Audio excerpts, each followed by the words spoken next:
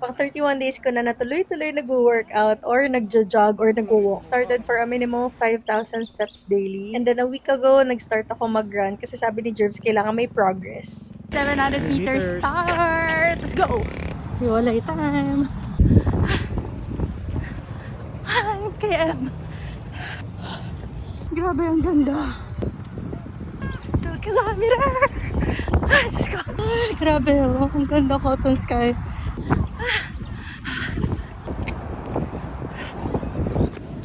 Pero bakit naman may nagsiga?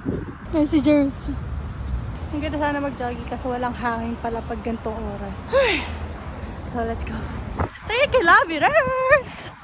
Oh, Diyos ko! Hirap! Ganda ng view. Oh, ang ganda. Ang ganda. Hindi ako magpapagap na lagi ako natakbo. Hindi ko talaga kaya tuloy-tuloy. Nakadalawang ikot ka na? Wow! Grabe guys, oh, ang galing nila. Tuloy-tuloy sila, sabay-sabay. Oh, ang ganda ng view lang, oh. 4 kilometer! Lapit na mag-5. One last. Grabe, tuloy-tuloy. Hindi ako makaya na. Ang ganda ng view, oh. Walking na lang to the grocery. Ito pa rin ng sky, cotton candy. 5K na! Nandito na kami sa tapat ng Southwoods Mall. Bought this and this rice paper. Double check na.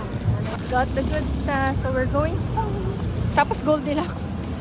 Done for our 5 kilometer run. So 5.55 lalagay ko dito. So hindi naman pure takbo yung ginawa ko. Pure lakad. Si Jervs ang mas maraming takbo. At least, meron tayong progress. Right?